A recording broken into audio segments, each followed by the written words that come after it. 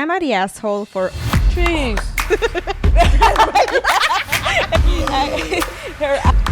No, that's already the title. Wait. Discipline. What a bad... We had sex again. You wanted that baby. Yeah. You're a bit...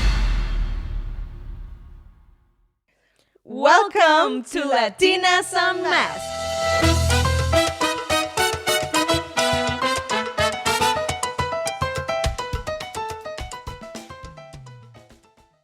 Welcome, guys. I'm your host, Suleika. And I'm your favorite pelona, Caro. And this is our podcast, our very first episode. So excited. Yes. Why are we even doing this? We're doing this, Suleika, for the sake of el chisme, okay? We do it for the gossip, and we do it for ourselves, okay? Mm-hmm. So even though our podcast may end up in the black hole of podcasts, it doesn't matter, okay? Yeah.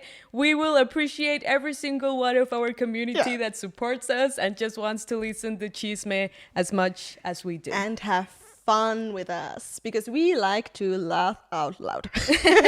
Really loud. LOL, if you know what I mean. Exactly. So as we have a multicultural background, we thought we could really bring different, unique views on those stories and have a really entertaining point too, as actor and comedian. Mm-hmm. And you know, if you want to tell a bit about your background here. Yeah, so here where we're recording right now, we're in Switzerland, so you know, in a very neutral, wealthy country of the world. In my beloved home, tiny, small. Exactly. And here in Switzerland, it's very kind of important to mention, like, if you're 100% from one ethnicity or not. So just to explain the situation, I'm half Mexican, half German. That's why for the Mexicans, I'm too white, and for the Germans and the Swiss, I'm just too exotic for some reason. Same. I am half Swiss, half Dominican. But for the Dominicans, I'm not Dominican enough. And for the Swiss, I am definitely not Swiss. So Exactly. So we belong everywhere and nowhere at the same time. And that's why I think we can bring like different perspectives. And I've been doing stand-up comedy since 2019. So it's been quite the journey, and I've been loving it so far. Yeah. And we've known each other since school, since we were young 15-year-olds. 15, 16, something like that. And then playing theater together in Spanish. So really long friendship, and now we are bringing the chisme or the gossip to you all. Exactly. So, are you ready to get started with the first story? Yeah, definitely. Good. Well, maybe for the ones that are or were Reddit virgins, as I was myself, can you explain exactly from where exactly you're getting the stories? Yeah, okay, sure. For those that don't know Reddit or how it works, it is a platform where people write their issues and problems. Most of them, we believe, are true stories. They ask for... We don't know, but we believe they're true. We believe. No, sometimes they get proof or write updates or things like that. Most of the people are there to seek advice, depending on the subreddit. So it is a huge thing. Go look into it. I drew stories from there. I am going to tell you from which subreddit I took it, because every subreddit has different kind of rules on what you can post or how you can respond to them. That does kind of play into it. I am going to explain it hands-on with the story. But I'm always trying to stick to an overall theme with our episode, and the theme for our very first episode is gonna be problematic or solvable. Okay. So really thinking about all of these stories is always the question, is what is happening here truly problematic, or would it have been easy solved? You know, would it have... Easy to solve. Yeah, okay. Is it like, come on, I mean, it's... Well, that could have been avoided, for example. Yeah. Okay. So that is kind of the question in mind. So, are you ready to jump in? Yes, I'm ready. Okay, so our first story is from the subreddit Am I the Asshole? Am I the asshole? So Okay. people are posting there to ask for opinions from the commenters. Oh, and it's all anonymous, so we don't know. Normally they don't give names, they just give age and sometimes gender. In this case, they want to know if in this situation that they had, if they're the asshole or not. And normally there's always an overall vote. So in the end, you know if people overall voted this person an asshole or not an asshole or different things. Soy el culo o no? Yeah. Okay, all right. Let's see. So the title is Am I the Asshole for Outshining the Bride? No, that's already the title of it. Okay, go on. Keep thinking the title is problematic or solvable. So let's see if this is truly problematic or if there's a solution here. All right. I, 27 female, am a black African woman. I'm living and working in Germany for a fixed period on secondment. I'm sorry, I don't know that word. What's that? While here, I became quite friendly with a colleague, 60 female, and she invited me to her daughter's wedding. I was excited as I've never been to a white wedding. I asked if there was a dress code color scheme to adhere to since it wasn't specified on the invite. I was told that the code is to dress to impress. Bet. Sounds interesting. Day of the wedding. I understand the assignment. I wear my traditional wear, which is really beautiful and obviously not German. The garment is green, so no problem there. Or so I thought. I get a lot of questions and compliments at the wedding, which I genuinely downplay because it's not my day. My colleague seemed colder than usual, but I paid it no mind since she's the mother of the bride and could be preoccupied. The bride is downright rude to me. But again, I give her grace. I congratulate her and thank her for including me, and I get a tight response. I keep to the edges of the room as the music isn't really my vibe, and I'm just observing how European weddings work. I leave around 8 after 5 hours and go home before the wedding finishes. Monday, I walked into whispers in the office. People actually strangely and more reserved than usual. An office friend pulls me aside and fills me in. Bride's mother is fuming. My outfit was too extravagant and inappropriate. I drew attention from the bride and commandeered the room. I was rude and disrespectful. She told people all about it, apparently. I approached the mother of the bride and asked to speak, but she says she has nothing to say to me. I ask her why she has nothing to say, and she calls me an insolent child. I explained to everyone who scolds me that this was my first white people wedding. I specifically asked what to wear and followed the guidelines. Where I'm from, there's no such thing as outshining in the bride. Weddings are a fashion show and a chance to wear your best and brightest clothes. They told me this isn't Africa, which was racially coded, and people have manners. I laughed and told that person to go to hell, so she's telling people I lack remorse for my behavior. I'm wondering if I'm really the asshole though. The dress inspo I showed to my tailor is now on my profile to help you. So before showing you the dress, I am kind of curious, what is your first comment reaction to this? Well, I mean, there were so many red flags from the very beginning, you know? Really? Okay. In the sense of, why would a colleague who is German and hasn't known you that much, like at least less than 5 years, invite you to her daughter's wedding? And why would the bride want to have, you know, a work colleague from your mom or from her mom? Like, why would you even want that? You know, I wouldn't even allow it in a sense. That's true. I think I would be so weird if my mom would invite a colleague of her that I never met. Yeah. And also like to have like a dress guideline of dress to impress, you know. That's also like the worst you can say because it's so general, and as you can see, there are so many ways to interpret it. Well, but it's not general. I mean, dress to impress means basically dress the best you can, as extravagant as you can. Well, the best for you. Right. So it's not, it's nothing like casual. Maybe they should have added in the invitation, dress to impress in German standards, Maybe. Because I've seen pictures, like wedding pictures of some German or Swiss friends who bring children who have like random like daily clothes that look horrible, like with their Crocs and their shorts, as if they would go to a hiking trip instead of going to a wedding. So maybe that's what they meant with dress to impress, but I mean, for German standards. I mean, she already asked what she should wear. So, I mean, the friend of OP meaning the original poster, already knew she didn't know what to wear. So give her something specific if it would be an issue.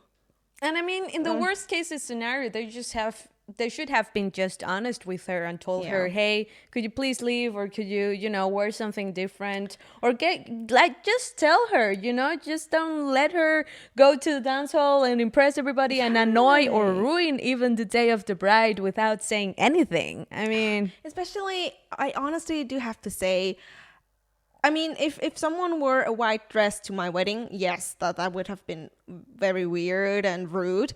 But apart from that, honestly, I didn't care at all what anyone was wearing, honestly. I mean, I loved how you all looked at the things that I planned. But I mean, someone could have come in a disco dress. I would have not cared. I didn't even have the time to look at it, honestly. I was so focused on other things. I'm actually, that the bride was feeling so offended by it is kind of weird. From a stranger? I mean, I don't know. Maybe that's just me. So... here's the dress. Show us the picture. Okay. I mean, it is a gorgeous dress. It is gorgeous. It's really nice. It's beautiful. I don't think it's outshine. Why should it outshine the bride? You're the bride. It's your wedding. Everyone is there because of you. Is there a picture of the wedding dress? Not. Or no, not? that's all. That's the only one we get. But I don't know. For me, it was just... not even that people are here because of me. So why should anything outshine me? I mean, it is a celebration of love, and you have this beautiful, I assume, white dress. Mm-hmm. Yeah, it doesn't make any sense. They were setting her up for failure. They were setting her up. So the overall vote was not the asshole. It had 15.7k upvotes. So it was quite a good story. We do have another edit 2. Okay. I'm about to board a flight. Someone told me to go back to my country, so I'm doing just that. That's hard. But like, who told her? Like someone on Reddit? Someone told me. I don't know, or maybe in the office. I mean, they were really racially rude. Okay, I mean, that's hard. Thanks for the feedback. I'm guessing not the asshole, but could have inquired further, done research fair. Some of y'all are so pressed about the wedding. It literally means it's the first wedding I've been to where the bridegroom and wedding party are white. It's really not that deep. Thanks for the engagement and see ya. Yeah, I mean, those comments about it's my first white wedding and things like that, I think it's kind of strange for us because we're not used to that. Americans, just so you know, people in the other parts of the world do not talk like that. Time. I don't think anyone at our wedding said, "Oh, this is my first mixed race wedding." I don't think so. No, we can't really give a comment on that. I think because it just sounds strange for us. For me, it's like, why would you even say it's my first white wedding? But okay, because of the culture, Yeah, I kind of get it, obviously, but European culture. But that people told her to go back to her country and that she did so. It's also like, oh damn, you take things quite literally. Like I wouldn't fucking move from a place if I wanted to live there. But if I don't feel comfortable, but maybe she wasn't really happy there. I mean, this probably was not the first instance. I mean, right. I mean, it is tough if you think someone is your friend and then turns out, I mean, they put you in the situation like this. That was, I'm voting for her friend is the asshole here. Let's see the comments. The mother of the bride. Yeah, exactly. What are the comments? So first commenter, the mother is at fault here, not only for being a gossip and for giving you bad advice, but also for inviting you to her daughter's wedding. Yeah, what I said. Mm-hmm. The couple should be inviting people, not the asshole. Yeah, it is a good point. Like, I don't know if the daughter wanted her to do that, but that is weird. That is weird. Then another, here's a response from OP to this comment. Where I'm from, I am so sorry. I don't know what that is. Really? What? Sorry. That was a mistype. That's really not out of the ordinary. I think that's what you wanted to write. I assume. But where is she from? Sorry, just for the context. Well, she said she's an African. Let me see again. Black African woman. So. Okay. Probably. Okay. Not saying specific where. So I assume she had either said no of guests or permission from her daughter. Someone replied to that. We do not do that in Germany. It's super weird, honestly. Were you the only one from work who was invited? That make it even weirder. And OP replied, no, there were 4 of us from work. I was a late invite, though. Last minute invite. And this person replied again, now I think about it, I'm not sure whether it actually makes it weirder or not. Why the hell are there so many co-workers from the bride's mother at that wedding? Yeah. That is a whole new thing where it's like, maybe the marrying couple does not have a lot of friends, maybe that's my first but assumption. even then, I mean, yeah. I mean, how desperate and sad should it be your situation that your mom thinks it's a good idea for her to invite her work colleagues? I mean, that's the other thing. I mean, if the bride would have invited her, and then this situation, I mean, I would still think she's not the asshole, but it would somehow be slightly different if she invited her as it was her work colleague and then she did something like that and you would be kind of angry at like why did you do that. But even more so, it is the work colleague from your mother. I mean, at this point I would be just like, I don't even care, why are you even here? Yeah, definitely. Yeah. Okay, let's continue with the next story. Ready? Good. Okay. But wait a minute, so the first story was it problematic or solvable? Good question. What do you think? Actually, was it problematic or solvable? I mean, it could have been avoidable. Yeah. in first instance, but it was definitely problematic, wasn't it? I think afterwards. I think it would have been solvable if the mother of the bride would just have given her a proper response, or even give her a direction of dress she should wear, or I don't know, examples or things like that. It could have been avoided easily. I think after the situation, it became really problematic with all the comments and how it was and the handled bullying and work. Yeah, I mean, no. So kind of both. So the moral of the story is communication, guys. If there's any miscommunication, just communicate properly. God damn it. Then again, I feel like we have some other issues here with, mother inviting working colleagues to the daughter's wedding. And also like self-esteem problems that you focus on your own wedding day about others people's dresses instead of, just enjoying and having the time of your life. But anyway, let's move to the next story then. Good. Okay. Let's make a little longer one. I'm curious what you think here. It is from the subreddit True Off My Chest, which is a kind of a confession subreddit where people they don't really want your opinion on things. They just want to get it out of the system. They just want to tell it. So the title is My Husband and I Conceived After Divorce, Conflicted and Heartbroken. Okay. So they have a child after they divorced. So interesting. This is long. Yes. A very long text. I'm kind of trying to speed it up. Okay. Maybe I'm not going to read all of it. So if any one of you wants to read the whole story, wants to read it on yourself, or just make a deep dive onto the comments, I will link them above. Or you will find it on our Instagram. You can always go check them out. So let's get to the story. I sort of written a novel here. I wanted to post this in a relationship advice group, but the subject matter isn't allowed. Relationship advice is another subreddit where people ask for advice on relationship. Probably it was I think maybe because of this type of situation. Because she wasn't seeking advice. She just wants to we'll see, but there was probably a reason why it was rejected. Okay. So my ex-husband and I were married for 10 years, although the last 2 were spent in variations of separation. Okay. We've been divorced for roughly a year. We have 3 kids, 10, 8, and 5. I'm pregnant with our 4th baby. I don't know if we'll actually be parents to 4 kids or not. I'm so conflicted. We are so conflicted. There was no abuse or cheating in our marriage, although he did sleep with somebody else during our separation. There are a variety of other reasons why we ultimately got divorced.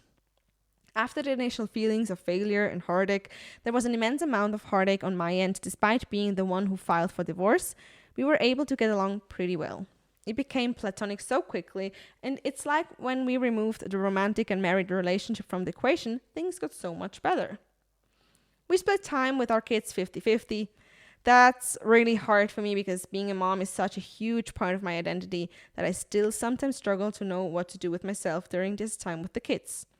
Ultimately, I'm happy that he's loving, involved father, and I'm glad that they do spend half their time with him, even if I sometimes cry over not being with them all the time.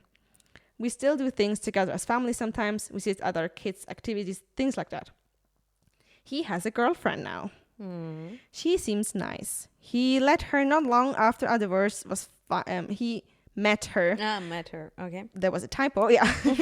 Not long after our divorce was finalized. It hurt. I cried way too much over it. He waited over 6 months to introduce her to our kids, which I was thankful for. My kids like her. Our youngest child was unexpectedly admitted to the hospital not long ago. He had surgery. In the grand scheme of things, it was pretty minor surgery and he's absolutely fine now. But this is my baby and he had spent multiple nights in the hospital. So this was a big deal for me. My ex-husband was there the entire time, being a great dad, being a supportive partner to me as I worried over every little thing. It doesn't sound like they're separated in a way. She's very much still in love with him, yeah. We spent all those nights in the hospital together and I remembered why I married him. He was always able to be the strong, level-headed rock for me. He was this safe person who I knew would take care of everything and protect me. When we were in the hospital, he told me that I'm the most important woman in his life still. That poor woman who is together with him. That has potential for a telenovela. Yes. You know, he telling her that while the girlfriend is just looking from behind, you know, from the window. Oh no, she's hearing it because he's accidentally on his phone, but he doesn't know it's recording. It's like her iPhone, no, his iPhone was just like in his bag, calling her, and she could listen to absolutely everything. Oh my goodness!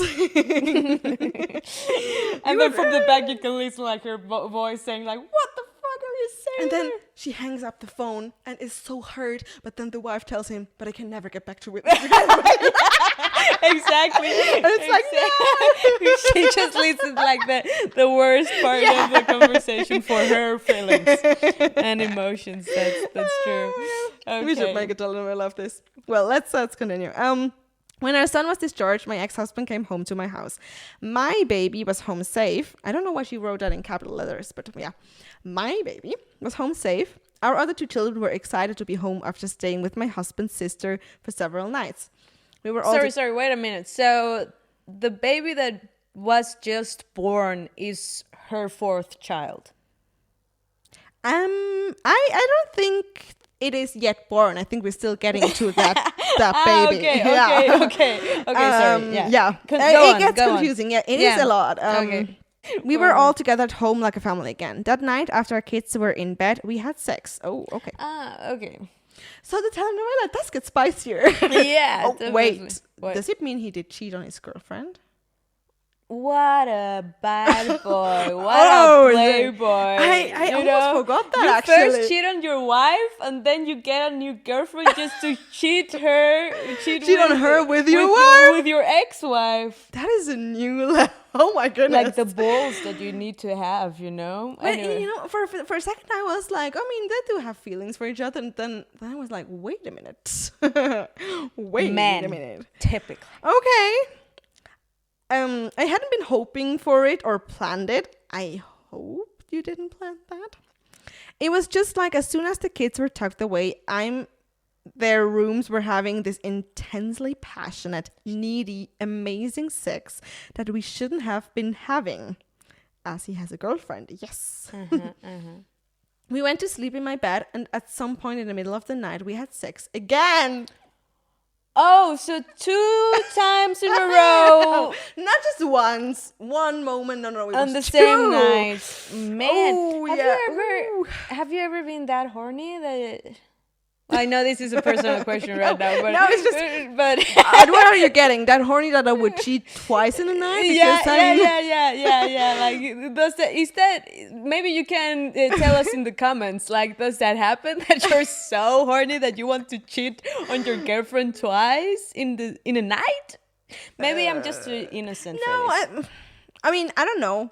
I do get that you can have intense, longing. Yeah, you can be horny. Feeling. You can be yeah, horny. I mean, I did for sure have those feelings from time to time. But, I think there's still this boundary that you keep that you never cross to, because you don't want to cheat. Right. I guess in their situation, it's just, I think part of it is they're so used to be together that it was easy to, overstep this boundary. But usually after the first time of doing it, I would you assume feel regret. Yeah, exactly. I would assume that you would feel like shit. I mean, you should have been like, "What did I do? Exactly. This was dumb." No, they were like, "Okay, we woke up in the night and we do it again." Jesus. Okay. Did you do it a third time or what? Go on. Okay, the next morning we both decided our emotions with the whole situation with our son just got the better of us 2 times. I mean, sorry. Okay. We said we didn't regret sleeping together. Oh, I'm sorry. They didn't regret it. Then please break up with your girlfriend because apparently I feel so bad for her right now, for the girlfriend. Yeah, me too. She just accepted like a divorced man with 2 or 3 children. With 3 children. With 3 children already. Okay, I lost count because there are so many children involved in this story. But she accepted him. Yes. Even though he was who he was. And he still had the guts to cheat on her twice. Yeah, and he met her shortly after the divorce. And it's like, oh, okay. I mean, yes, I get it. It is a stressful situation. I mean, your son is in the hospital and you get emotional. Yeah, you get emotional and horny for some reason. Anyway. Yeah, no, I do get the part of the anxiety and your partner or your ex-husband is there and the comfort. But yeah. Oh, I mean, she said passionate and, needy, amazing sex. It's like... please break up and then have, friends with benefits with your ex-wife or whatever. But just, okay. How does it end? Tell us. I actually don't remember. Is this writing from... okay, I think so, wife, but yeah. Okay, yeah. Did you lost the text or... No, I just was quickly thinking like, do we even know if this was written from his wife? But yeah, it has to be his wife. Yes, yes. I just quickly forgot. Okay, so... we said we didn't regret sleeping together, but that's all it was, and we were just going to go back to our normal divorced lives. We wouldn't make it awkward, just move on. Then I found out I was pregnant. See, now we're talking about the 4th child. We didn't use a condom. Jeez. That's why they had 3 children in the first place. Because apparently they can know a lot of things, but not anything about condoms. Okay. Oh my goodness. I don't even have condoms in my house anymore. I am not on birth control. I haven't been since we divorced. And, again, doing it the first time, out of the heat, being stupid, whatever, okay. But you did it a second time, being like, birth control doesn't matter, condoms doesn't matter, who cares? My emotions or the emotions of other people doesn't matter. I wake up in the middle of the night after having sex and I have to do it again. Yeah. With the same asshole. Anyway. Okay. Okay. So she got pregnant with a fourth child. Okay. Yeah. Oh my god. I haven't needed it since I haven't had the time or interest in starting dating again. I really wanted to be single for a while. Well, let's be honest. She never got over him. Yes. That's the situation. Okay. That is apparent. I know I was ovulating when we slept together. Oh my goodness. She knew she was ovulating. So you wanted that baby. Yeah. You planned it. You wanted it. Don't lie to us. Okay, and then? Oh my goodness. I can't. Sorry. Really with. Oh my god. I know I was ovulating when we slept together, which was probably a contributing subconscious factor as to why it happened. So she knows that she's like... It was probably a bitch. She never got over him. I think she subconsciously maybe hoped that being pregnant again would bring them close again and he would come back. People, we're living in the 21st century. Could you please stop believing that a child is going to solve your relationship problems? Yes, because it won't. My God. Oh my goodness. Okay. My body sees him being a good dad to our kids and it wants another. There, you said it. You wanted another. Right. My cycle is like clockwork and we've always conceived on the first try every time we've tried to get pregnant. She knew it would happen. No, she hoped and she knew it would happen.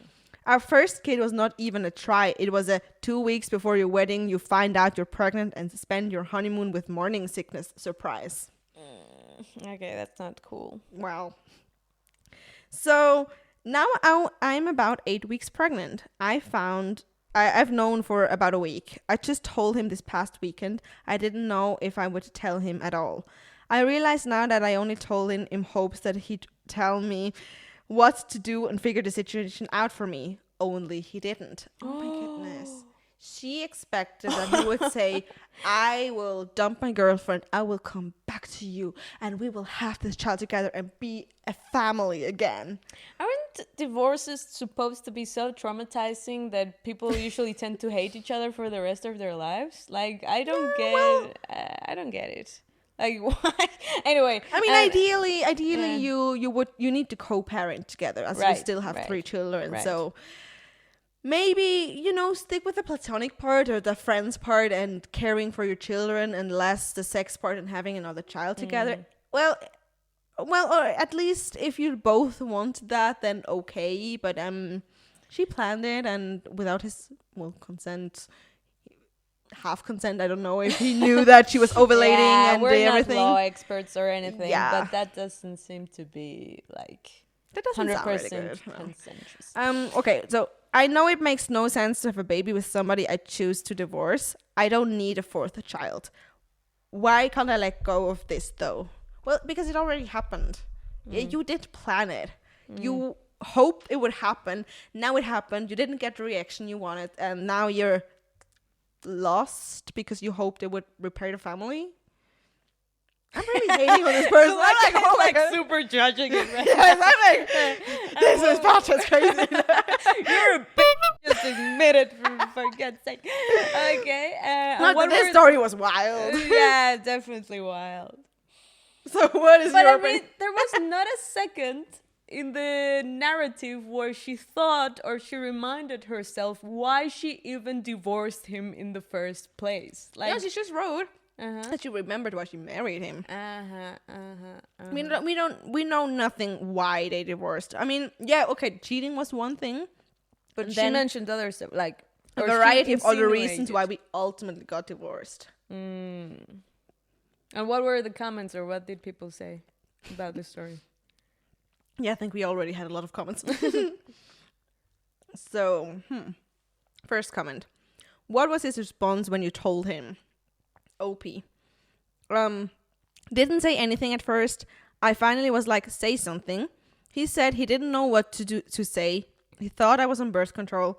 A baby was not what we needed. He was in shock. The reply was, yeah, I can see that being an appropriate response. Yes. Yeah. So that actually confirms my point. In a way, I mean, yeah, he chose to have sex with her 2 times. But, you know, she knew she was ovulating. She knew they didn't use birth control and no condom. Apparently, he thought she was on birth control. That does feel icky, you know? It feels a little... Yeah, she planned that, and she kind of is now baby trapping him in a way. Right. Well, no, she is baby trapping him, actually. And was hoping for him to be happy about this. Yeah. Yeah. So another commenter writes to that comment then, the girlfriend has a right to know about the infidelity so that she may decide for herself whether or not to leave. Thank you. Yes. Oh my goodness, the girlfriend. Poor woman. I mean... How would you react if you were be the girlfriend and you find out about it? What would the first thing you would do? Would you just take your chancla and like just like throw it to him, or what would you do? I mean, depending. I think it does depend if you if he tells you, or if someone else tells you, or if you find it out on yourself, because that always makes it worse. So if he would tell you, if he would be upfront and be like, "It was shit. It happened. I am so sorry." I mean, I would be hurt. I would be angry. I mean, I don't know. I think in some ways sorry, I need to laugh because you're saying it like really like what everyone probably would feel. Like, I feel angry. I feel sad. I feel hurt. I'm really trying to imagine myself in the situation, but I don't know if that would be just me, but I think the girlfriend in some ways did notice their chemistry. And I think it is always kind of, I mean, I imagine it being really hard when you meet someone new. This person has 3 kids. His ex-wife is still in the picture because they co-parent together. And it will always be in the picture. Always will be. And I think especially in situations where they said they had a platonic friendship, which is great. But I think in some ways you probably always kind of know that this was his first love. Probably you kind of come in second, and please correct me if someone made different experiences. I'm just trying to imagine the situation. If someone has ever married a crazy woman who has 3 children with you and still decides to have I just imagine being that girlfriend. I think you always worry that something like that could happen, and when it actually happens, that word hurts so extremely because it would be confirming your worst thoughts. You gave all of you to this man and his kids and accepted the situation, which was a lot to do, assuming that you did that, of course. And then being, backstabbed like that. Poor woman, seriously. I wouldn't know what to feel or think. I mean, Well, I think that an important factor that isn't mentioned here is the time. Like how long were they separated, and like how long has this man been officially with the girlfriend, Because if I would be the girlfriend and we've been together for, 7 years, I would have already kind of have an attachment to the children and maybe already accepted the situation or the fact that the ex-wife will always be like in the big picture. But if they've just, started dating, if it would be like the first months of dating, I would immediately leave and not give a fuck. Well, I think in both cases, please immediately leave. No, seriously. I mean, of course, I don't know if he's going to tell everything or not, but 2 times, and now they have a 4th baby together. Even if he decides he doesn't want it, if she was having it, they're having another baby. It's just, you don't want to be in this kind of messy relationship. They need to figure out their lives. Get out of it. If you're the girlfriend, get out. If you're in this improbable situation that happens to probably 1% of the population around the world, let us know. What would you do? So, asking you now, problematic or solvable, this situation? It would have been solvable. I don't know, like in these stories, at the very beginning, like the first things or the first red flags could have been easily solvable. But at the end, they just became problematic. It became in a really way that problematic, there's no way to repair the damage. No, I mean, there's so much damage that happened on multiple levels. Like the ex-wife not telling the truth about birth control, not giving him a warning and having sex a second time, and now this whole baby situation is huge betrayal. Bringing a new life to the world. Yeah, but it's also breaking consent. I mean, Yeah. obviously he did choose to have sex with her, but he wasn't really informed on the situation. He could have asked too, but at least the second time around, she kind of should have said something like, look, I am ovulating. I am not using birth control. We need to do something. Or she should have taken like the pill for afterwards, like the emergency pill. Yes, exactly. If you knew you were ovulating, like, bitch, why didn't you? Showing that she wanted that baby. She didn't hope for it. I think in this episode I will sound like very like not on the favor, not on the side of woman right now, but it's just like she's strange. She's like it is just not doing the right thing. Yeah, and then it's also problematic for the man, the husband, ex-husband. I mean, you're in a relationship. What are you doing? Not even taking out the fact that she's pregnant now. It's like 2 times. And by the way, in this whole situation, did the girlfriend knew he was in a hospital and would sleep there? Did she not know? It's just so many questions, but it's just problematic on every aspect. Problematic, definitely. Oh my goodness. So, yeah.